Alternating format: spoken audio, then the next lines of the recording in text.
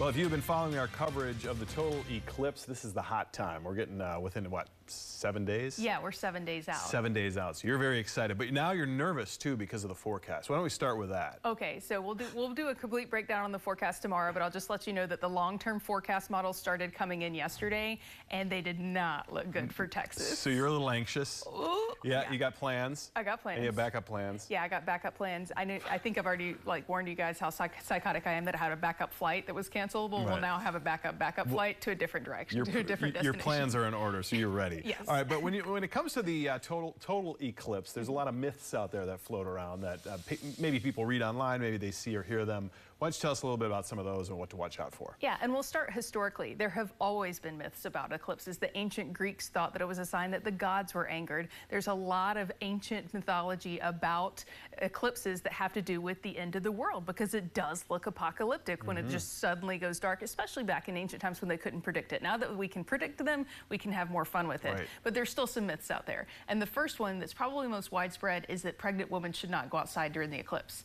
And so the myth is that the electromagnetic radiation could harm their unborn child, but it's the rays of the sun. So essentially you're just getting like 1% of the normal sun's rays that you would normally be getting if you were outside and pregnant. There's no correlation whatsoever. There's no harm to pregnant women or unborn babies. It's the exact same sun rays. It's just most of them are blocked out. And so that's absolutely a myth. And the baby can't look at the sun anyway. Yeah, so you don't even have to worry about, you don't even have to worry about eclipse glasses for the baby. Put it on your belly, right.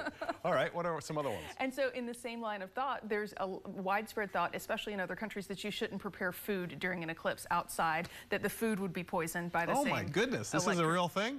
Well, it gets crazier. I didn't want to go into the conspiracy theories that say that the government made up the eclipse and that's why you can only see it if you wear the glasses. Like, there's a lot of really crazy stuff out there. So I'm trying to stick to the ones that maybe people might cling to something slightly true, like electromagnetic radiation. Yeah, fair enough. And so one of them is cell phone service. And this one comes from actual human interaction.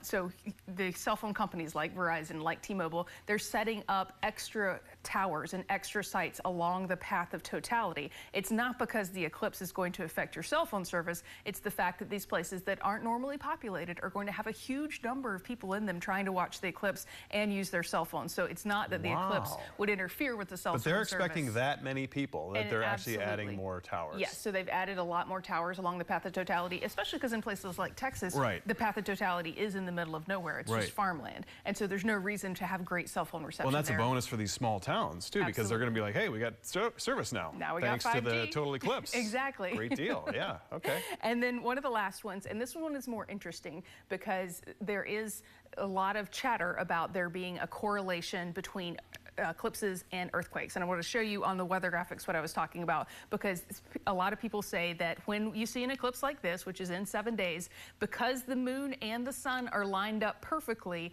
that causes a stronger gravitational pull on the earth, which we know causes higher than normal high tides, but also may affect tectonic plates. And so every time there is a solar eclipse, people are always making a big deal if there's smaller earthquakes within the next couple of days, saying that there's a correlation. But there's not actually a correlation, and so there's nothing been found with that. There's, of course, more research to be done. I wanted to leave you with a timeline of what you could expect here. It begins at 1:43. You'll have to have these special glasses on to look at it.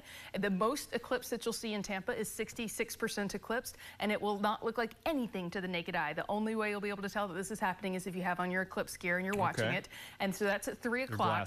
And then by 4:14, it's completely over. And if it's cloudy, you don't get to see anything at all. Okay.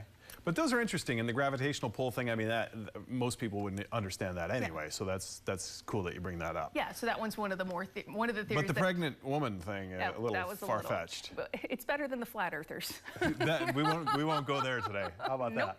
All right, well, some good advice. You're going to be back tomorrow with us, and grab your glasses. And grab your glasses at the Outdoors Expo and Boat Show this weekend. Yes, we're going to be out there on Friday. You and I will be out there holding down the fort. So come check us out. Come say hi. That's Friday afternoon. We'll talk much more about that coming up. But stay with us. More after the break.